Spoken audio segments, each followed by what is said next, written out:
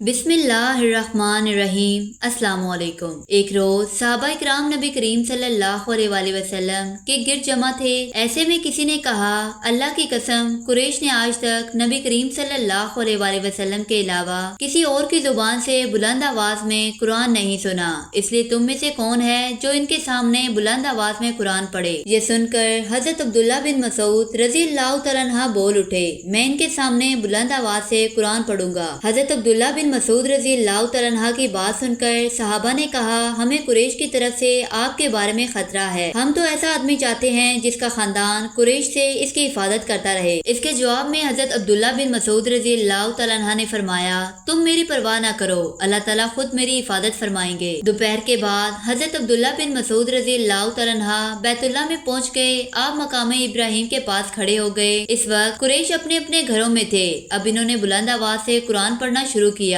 कुरैश ने ये आवाज सुनी तो कहने लगे, इस गुलाम जात को क्या हुआ। कोई और बोला, मोहम्मद जो कलाम लेकर आए हैं ये वही पढ़ रहा है। ये सुनते ही मुशरिकीन इनकी तरफ दौड़ पड़े और लगे इन्हें मारने पीटने। अब्दुल्ला बिन मसूद रजी अल्लाह तआला अन्हु चोटें खाते जाते थे और कुरान पढ़ते जाते थे, यहाँ तक कि इन्होंने सूरत का ज्यादातर हिस्सा तिलावत कर डाला। इसके बाद वहाँ से अपने साथियों के पास आ गए। इनका चेहरा इस वक्त तक लहूलुहान हो चुका था। इनकी ये हालत देखकर मुसलमान बोल उठे, हमें तुम्हारी तरफ से इसी बात का खतरा था। हजरत अब्दुल्ला बिन मसूद रजी अल्लाह तआला अन्हु ने फरमाया, अल्लाह की कसम, अल्लाह के दुश्मनों को मैंने अपने लिए आज से ज्यादा हल्का और कमजोर कभी नहीं पाया। अगर तुम लोग कहो तो कल फिर इनके सामने जाकर कुरान पढ़ सकता हूँ। इस पर मुसलमान बोले, नहीं, वो लोग जिस चीज को नापसंद करते हैं आप इन्हें वो काफी सुना आए हैं। कुफार का ये जुल्म स्तम जारी रहा। ऐसे में एक दिन हुजूर सल्लल्लाहु अलैहि वसल्लम सफा की पहाड़ी के पास मौजूद थे। अबू जहल आपके पास से गुजरा। इसने आपको देख लिया और लगा गालियां देने।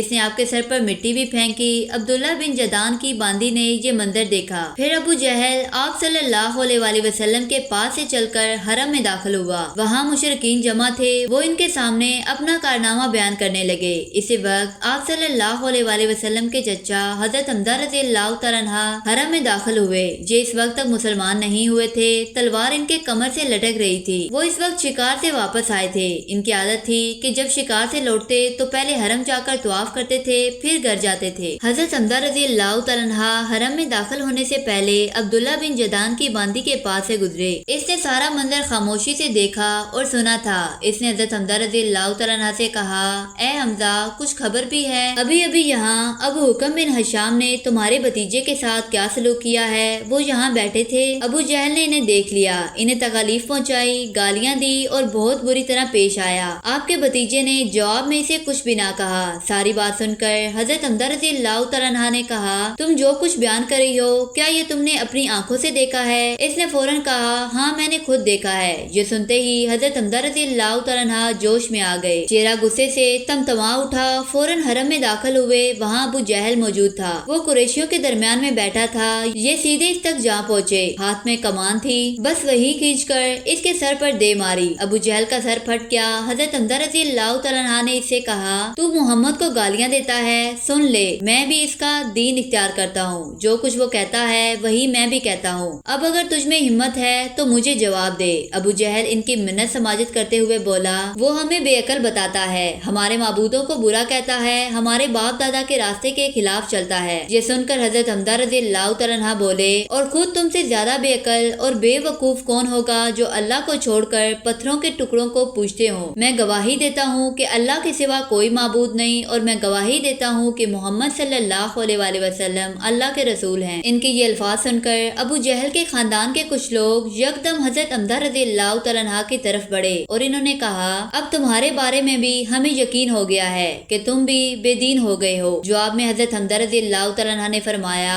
आओ, कौन है मुझे इससे रोकने वाला? मुझ पर हकीकत रोशन हो गई है। मैं गवाही देता हूँ कि वो अल्लाह के रसूल हैं। जो कुछ वो कहते हैं वो हक और सच्चाई है। अल्लाह की कसम, मैं इन्हें नहीं छोड़ूंगा। अगर तुम सच्चे हो तो मुझे रोक कर दिखाओ। ये सुनकर अबू जहल ने अपने लोगों से कहा, हजरत हमजा रज़ी अल्लाह तआला अन्हा को छोड़ दो। मैंने वाकई इनके भतीजे के साथ अभी कुछ बुरा सलूक किया था। वो लोग हट गए। हजरत हमजा रज़ी अल्लाह तआला अन्हा घर पहुँचे। घर आकर इन्होंने उलझन महसूस की कि ये मैं कुरैश के सामने क्या कह आया हूँ। मैं तो कुरैश का सरदार हूँ। लेकिन फिर इनका ज़मीर इन्हें मलामत करने लगा। आकर शदीद उलझन के आलम में इन्होंने दुआ की, ऐ अल्लाह, अगर ये सच्चा रास्ता है तो मेरे दिल में ये बात डाल दे, और अगर ऐसा नहीं है तो फिर मुझे इस मुश्किल से निकाल दे जिसमें मैं घिर गया हूँ। वो रात इन्होंने इसी उलझन में गुजारी। आखिर सुबह हुई तो हुजूर नबी करीम सल्लल्लाहु अलैहि वसल्लम के पास पहुँचे। आपने अर्ज किया, भतीजे मैं ऐसे मामले में उलझ गया हूँ कि मुझे इसे निकलने का कोई रास्ता सुझाई नहीं देता, और एक ऐसी सूरत हाल में रहना